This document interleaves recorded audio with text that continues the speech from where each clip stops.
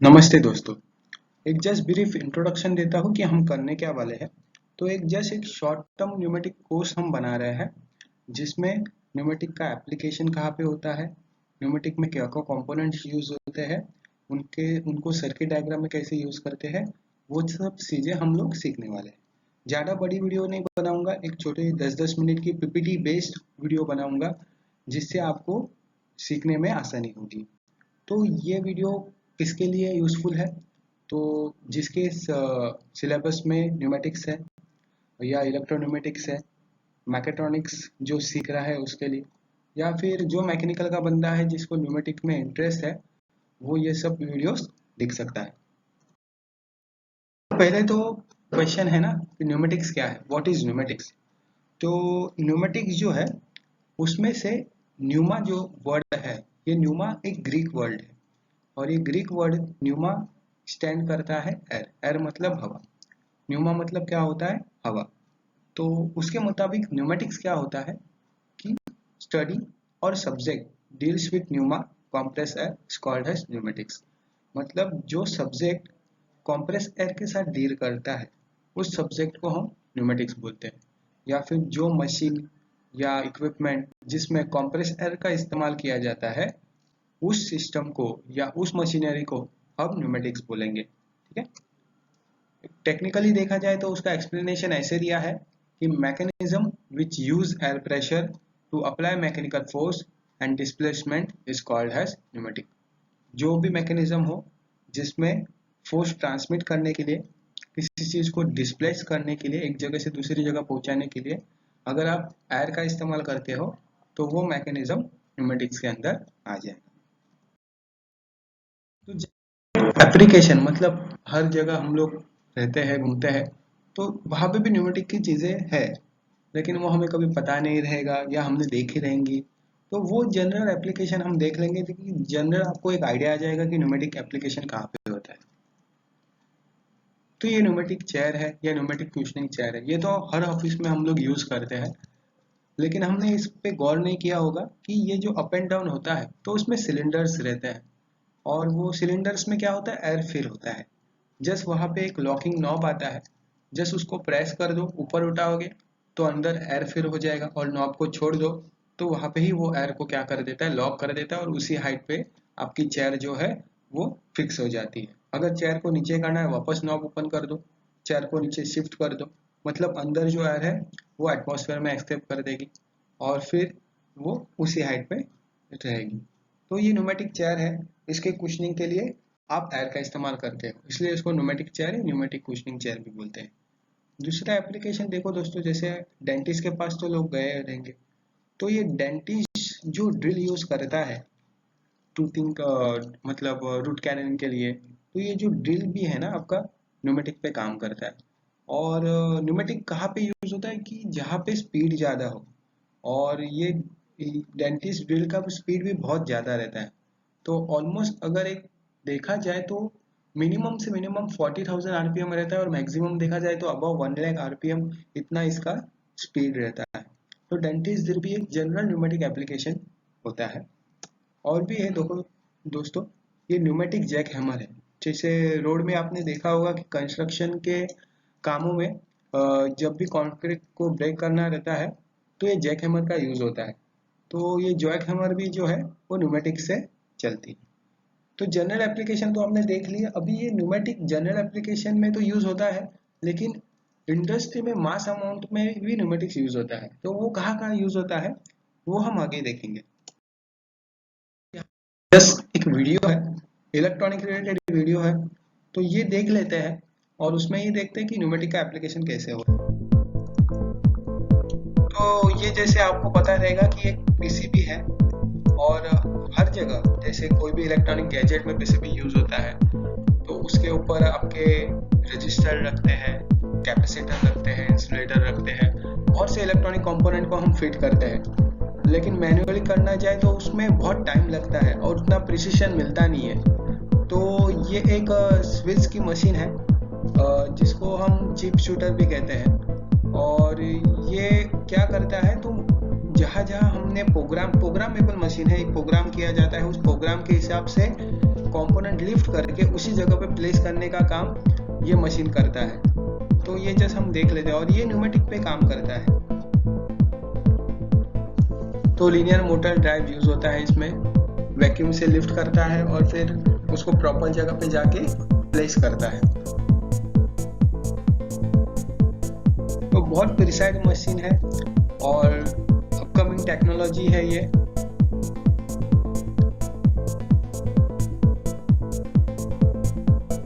और इसकी स्पीड भी देखो दोस्तों फास्ट है, मतलब मैन्युअली एक्यूरेसी और स्पीड के मुताबिक ये मशीन बहुत फास्ट काम करती है।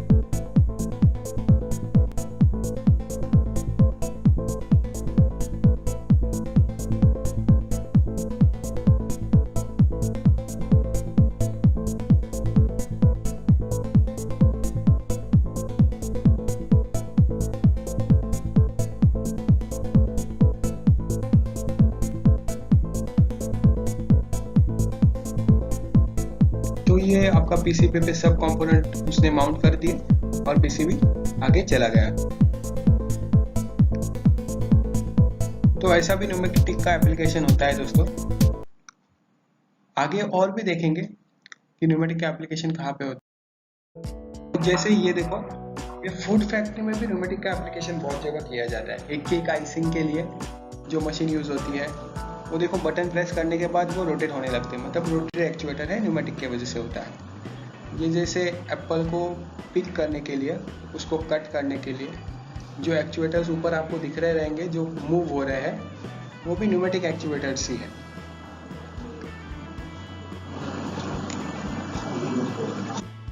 एप्पल को कटिंग करने के बाद ये एप्पल आपको इस तरह मिलते हैं, स्लाइसिस में मिलते हैं। ये भी आपके चिप्स बनते हैं, तो उसके पैकिंग में, सीलिंग में, मिक्सिंग में न्यूमेटिक एप्लीकेशन किया जाता है। इलेक्ट्रिकली भी ये एप्लीकेशन हो सकता है, लेकिन दोस्तों इलेक्ट्रिकली अगर मोटर घुमाने जाओ उसमें फिर आपका इलेक्ट्रिक करंट यूज जो है वो ज़्यादा होगा, बिल ज़्यादा आएगा। एयर हमें फ्री है, फ्री ऑफ कॉस्ट है। जस्ट आपको एक कंप्रेसर लगेगा या फिर एक वर्किंग एलिमेंट लगेगा जो आपके कंप्रेसर को घुमाएगा, और उसका जस्ट आपकी एयर फिल हो जाए तो कंप्रेसर घुमाने की भी ज़रूरत नहीं, वो कंप्रेसर ही आपका काम करेगी। इसलिए न्यूमेटिक बहुत एफिशिएंट है। इसलिए मास प्रोडक्शन में, फूड फैक्ट्रीज में, टेक्सटाइल में या फिर आपकी नोट फैक्ट्री में न्यूमेटिक का बहुत इस्तेमाल होता है। ये आइसक्रीम कैंडी बनाने का काम भी न्यूमेटिक से होता है। जैसे ये आपकी वुडन स्टिक है, उसको प्लेस कर रहा है, न्यूमेटिक से हो रहा है। फिर वो आइसक्रीम को कट करने की जो शॉ मूव हो रही है, वो भी न्यूमेटिक से ही हो रही है।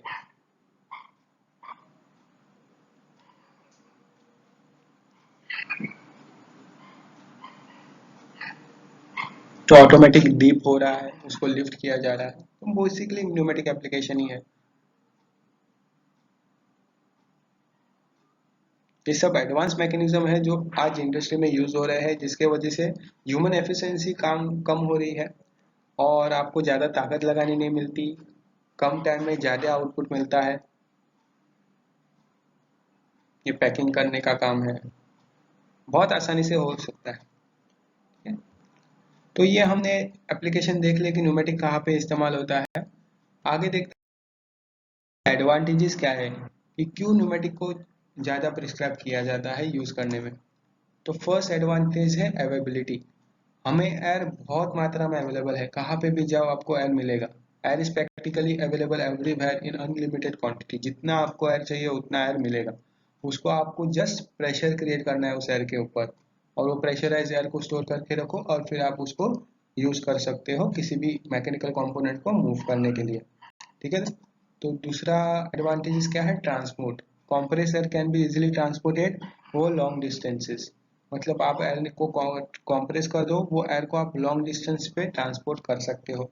जैसे दोस्तों आपको पता रहेगा, आप अपने घर में अभी एमजीएल यूज होता है, मतलब महानगर गैस का गैस लाइन यूज होती है। तो गैस भी एक प्रकार का न्यूमेटिक से है, और वो ट्रांसपोर्ट होके आती है कहाँ से, तो मतलब इजीली आप लॉन्ग डिस्टेंस तक ट्रांसपोर्ट कर सकते हो, वो एक एग्जांपल है। उसके बाद एडवांटेजेस क्या है, तो storage. Compressor can be stored, transported, removed in from reservoirs. जैसे आपको पता रहेगा दोस्तों, वेल्डिंग में ऑक्सीजन सिलेंडर रहता है, फिर आपके हॉस्पिटल्स में भी ऑक्सीजन सिलेंडर की रिक्वायरमेंट रहती है, नाइट्रोजन सिलेंडर का रिक्वायरमेंट रहता है, बाकी इनर्ट गैसेस है वो भी यूज़ किए जाते हैं। ये सब गैसेस है, इसको क्या करते हैं तो प्रेशराइज फॉर्म में सिलेंडर में स्टोर करके रखते हैं, और फिर वो सिलेंडर आपको जहाँ चाहिए वहाँ पे आप उसको ट्रांसपोर्ट कर सकते हो आसानी से, और जब चाहिए तब यूज़ कर सकते हो। तो ये स्टोरेज भी हो सकता है।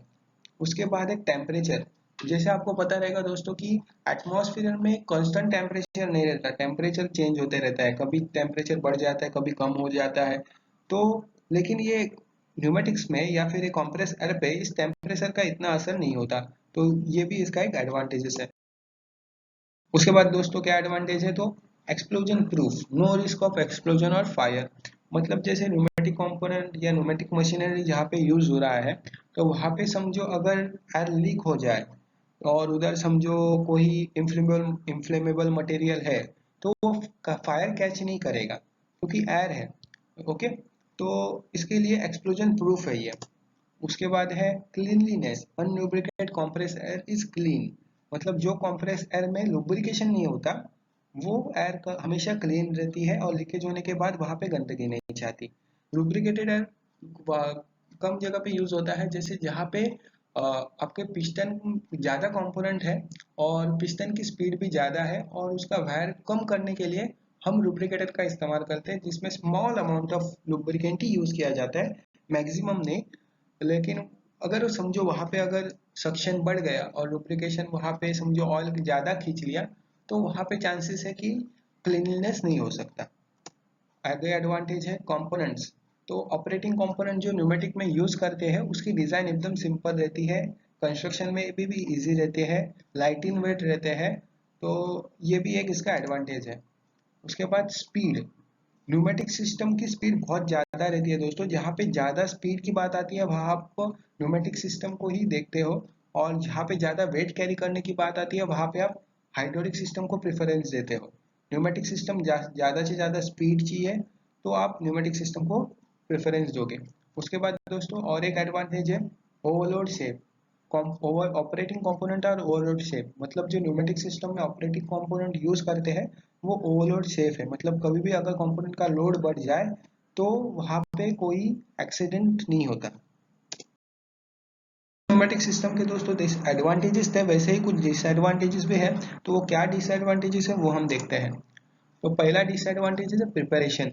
मतलब एटमॉस्फेयर में जो एयर है वो डायरेक्टली हम सर्किट में यूज नहीं कर सकते, क्योंकि good preparation of compressed air remove of dirt and condensation. Condensation मतलब मॉइस्चर, कि जैसे एटमॉस्फेयर में जो एयर है तो एज पर क्लाइमेट उसमें मॉइस्चर कम ज़्यादा होते रहता है, ह्यूमिडिटी कम ज़्यादा होते रहता है, और वो एयर डायरेक्टली क्या करते हैं अंदर सक करते हैं।